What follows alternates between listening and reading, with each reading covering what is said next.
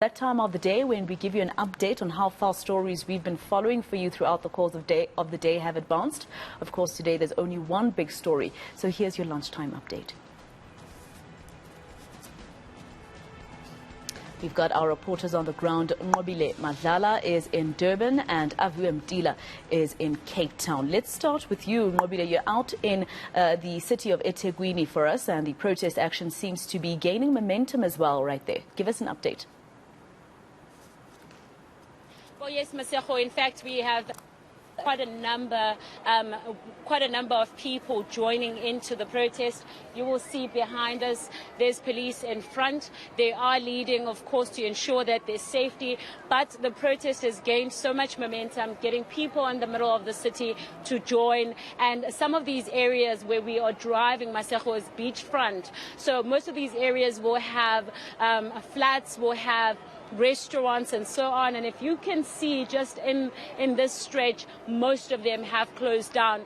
The march has gone for over 5 kilometers, starting from Berea, which is why now we're in beachfront, and we do understand that they're saying that they are continuing unconfirmed reports at the moment saying that they potentially going to Phoenix, where they did decide to have a conversation before leaving in the middle of the city, but we're not sure exactly where they are going, but they've walked for over 5 kilometers. We will remember, Maseko, that this is, of course, the protest asking that there be the issues that are faced by the country be looked into. We spoke to some people that have told us that they need electricity, that they need water, they need quite a lot to be addressed. And so people are really just expressing how they feel. The entire time we've been here, it's been peaceful, and we have heard from CPF telling us that it is business as usual, and they've asked people to continue doing business despite being scared of what could potentially happen. But as we are here, Maseko, we are monitoring that, but we will tell you in time what happens. As we can see, they are addressing again to look in terms of where exactly are they going. A lot of confusion with the police, not sure which direction they must drive. But let's listen in to CPF, who said today is business as usual. Businesses are fearful about what could happen or what might happen, and I think as a precautionary measure many businesses have opted to remain closed, but it is business as usual. I mean, in the briefings that we've had with law enforcement, they said it was going to be business as usual, and it's their mandate to protect you if you want to operate today.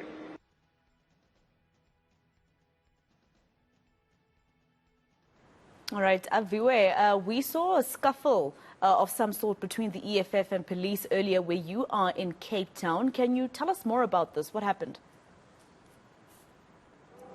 Well, it was the student command of the EFF arriving in buses. Yeah, as you can see, the numbers have actually grown quite significantly now at the protest. In fact, I want to now bring in Saftu just to understand some of their grievances here, as they are ready to now move in the actual protest. Do tell us what's happening.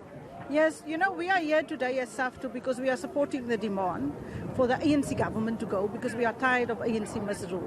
We are also saying that we need an end to load shedding, and we are also saying that the government and the state must stop the austerity budgets and the austerity measures that our people are subjected to.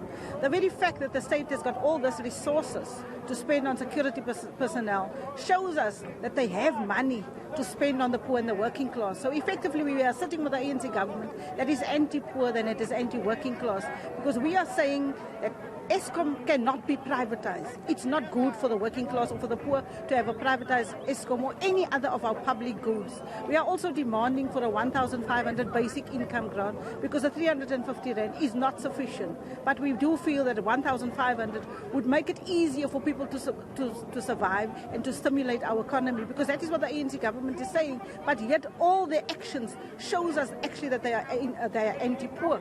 But in the Western Cape, we also have a situation where we are governed by the DA in the province and in local government. So whether it's the DA or the CMC, it's two sides of the same coin, because also the DA's policies is not different from the ANC. And we know, we have seen the statements in the weekend from government, national, local and provincial, extremely worrying in how they want to limit our right to protest.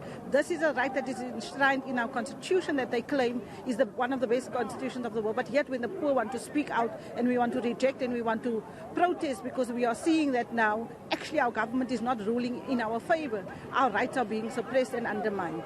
All right, thank you very much. Abida Adams there from SAFTU, of course, as they now gearing up to go heading to Parliament. Of course, police deployment has been ready.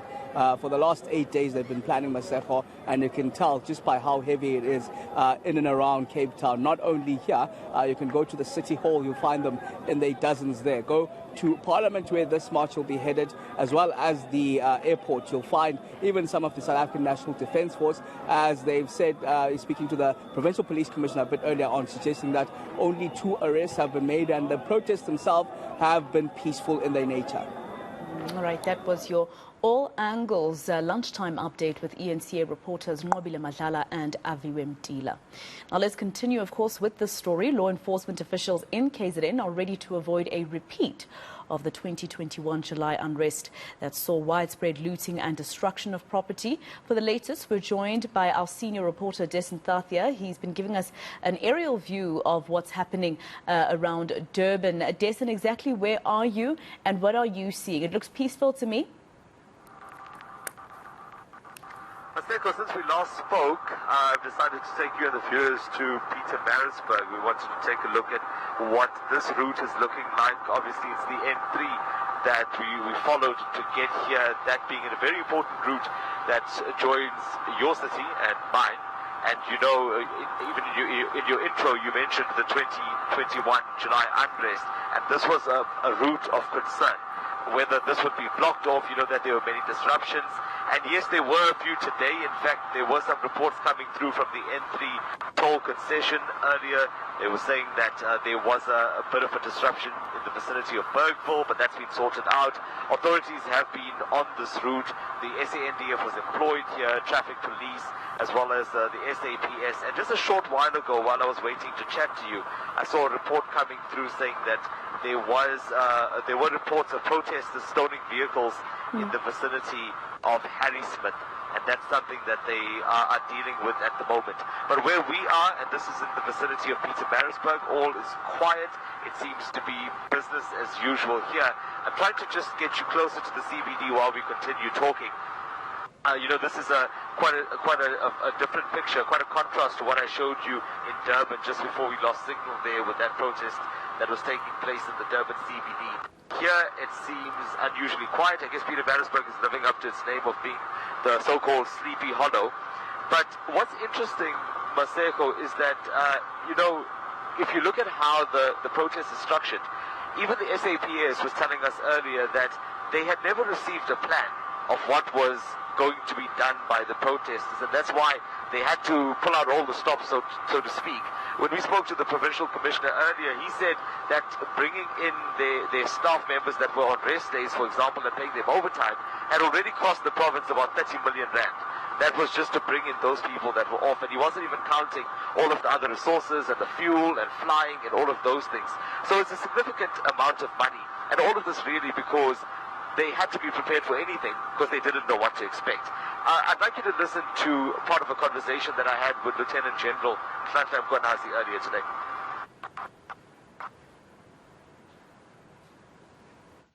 As KZN police, we never receive any notice for any march.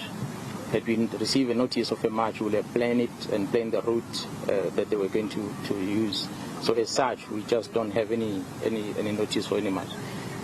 We don't know what is it that they're going to do next, but we remain alert, and our members are all over, and I'm sure you might have seen that communities are also out there, not blocking anybody, but just standing on the side of the road, being alert, and just to keep eyes and ears and be able to mobilize the police as one incident happens. And Dessen, in terms of police presence, what are you seeing from where you are? Where Nqobile is in the Durban CBD, there's a lot of police officers there, police vehicles, etc. But I saw that you gave us a visual of the highways and how the trucks are still going about their business. And I wonder, in terms of police presence around where you have been. Well, they have been. You do see them at certain parts of the highway. We know that there was a deployment near the toll, for example. They are on the important routes just as you enter these cities. Even here, as we're looking down into the city itself, into the CBD, you see that there are police vehicles stationed at random spots. So there's certainly a high police presence. In fact, some people questioning why, excuse me, why this can't be the case all the time. But obviously, it is a costly affair.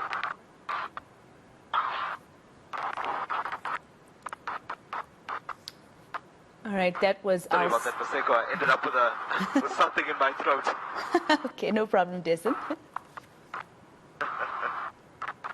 All right, so... yeah, I was saying, Maseko, so this is the situation here, where there are police deployed all over the CBD, but there seems to be a higher police presence in KZN, rather in Durban, and you find them particularly around the so-called hotspots. Remember, those were identified quite early on, and those were seen to be where violence could potentially break out.